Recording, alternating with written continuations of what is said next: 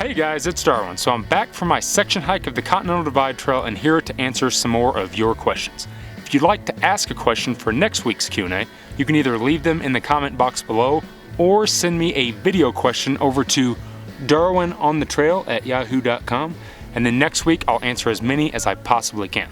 Alright guys, let's go ahead and get into the first question. Do you have plans to hike the American Discovery Trail? Not really.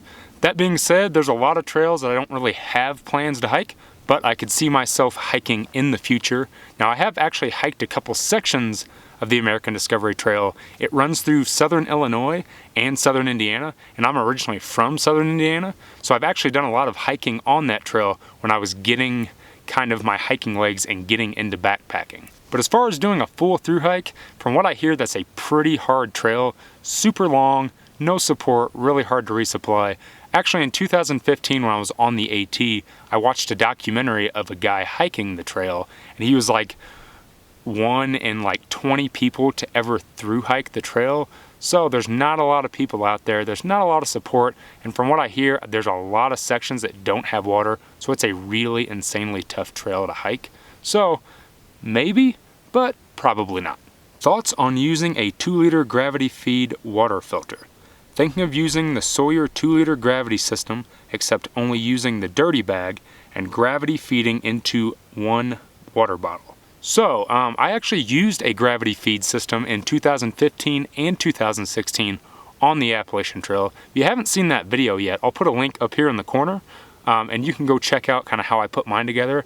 I used a Sawyer regular filter and a platypus dirty bag and hose, and was able to use a little connector piece to turn my Sawyer squeeze into a gravity feed system, and that worked really well. Now I know there's a handful of cats that are doing some other types of mods with the regular bottle, and I know that some of the new Sawyer kits come with kind of a gravity feed system with it, with a small tube. So there's a handful of different things that you can do, but as far as my thoughts on having one, they're phenomenal. It definitely takes that annoyance out of the end of the day of having to squeeze all that water out of the Sawyer. So again, check that video out, and there's a lot of other great options out there, but I highly recommend a gravity feed system. I have backpacked, but I am interested in trying bike packing. I feel comfortable with sleeping out, cooking, and navigation. What should I look for in a bike? And what would you suggest for a first-time multi-day trip? Are there any accessories you feel would be helpful? So awesome that you're thinking about getting into bike packing. I personally really love bike packing, as you've probably seen on my channel.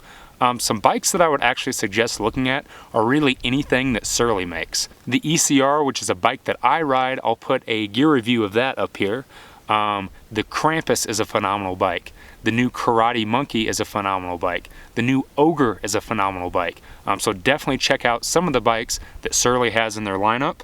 Also check out some of the bikes from Salsa and some of the bikes from Kona. Right now, a big thing in bike packing is a plus tire. So either a 27.5 plus with a 3-inch tire on there, or even a 29 plus, which is what I ride. So there's a lot of really great adventure bikes out there. So definitely give all those companies a try and check out their new models that they have this year. As far as a good suggestion for a multi-day trip to get started, it kind of depends on what part of the region that you're in, but a really great resource for that is bikepacking.com. You'll find tons of different trip reports on there that have GPX files and everything that you can download straight to your GPS and go out and do anywhere from one overnight to a multi-day trip to really get some experience in bike packing. There's a lot of really good resources on that website. I highly suggest checking it out. Have fun getting into bike packing, man. It's a super, super fun thing to do. It's really great to be able to make bigger miles during the day, have your bike carry the weight,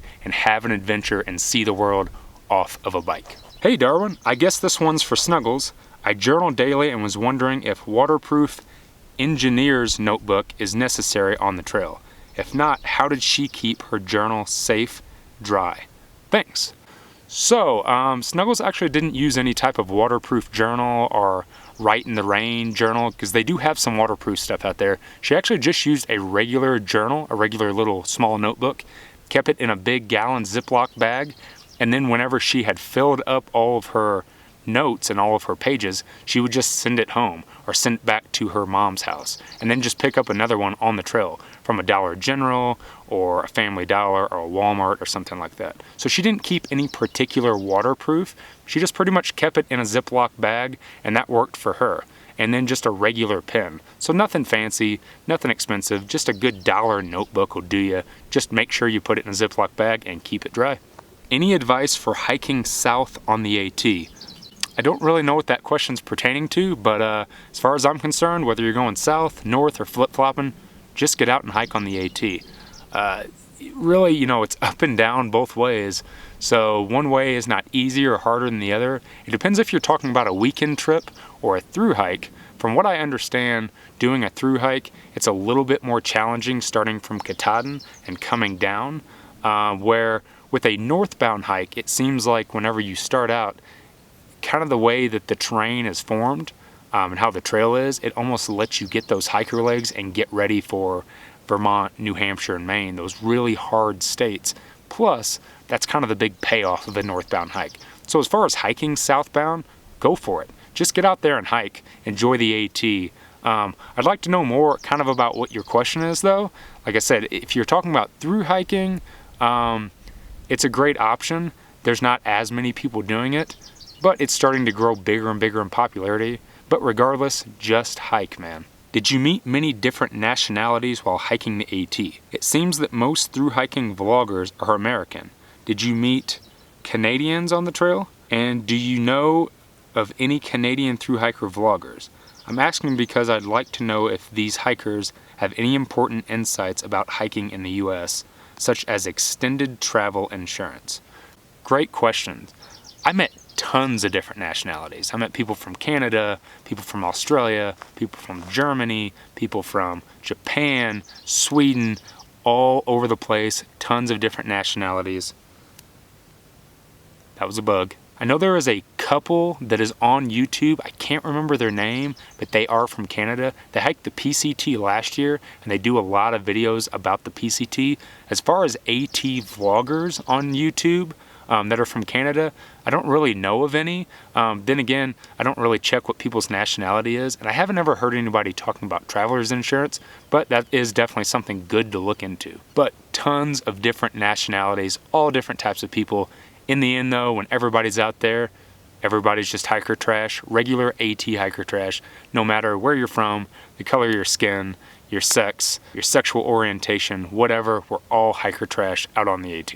And then the last question that I'm going to answer for the day is, Darwin, do you have any logo gear that we can buy to support you and Snuggles?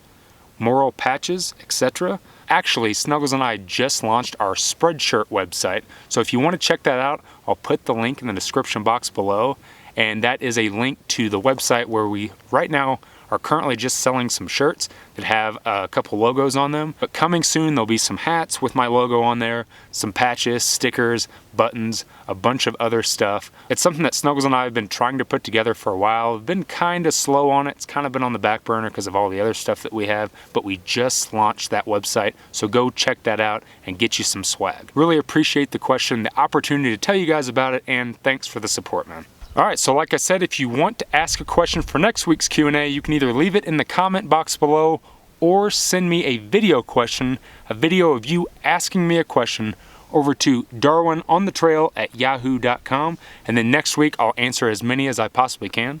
If you haven't got a chance yet, go over and check me out on Instagram. I've been posting a lot of new photos, and I posted a lot of photos from my section hike of the CDT, so if you haven't got a chance yet, go over and check that out. Go ahead and like or dislike this video, subscribe to my channel if you haven't already, and as always guys, thanks for watching.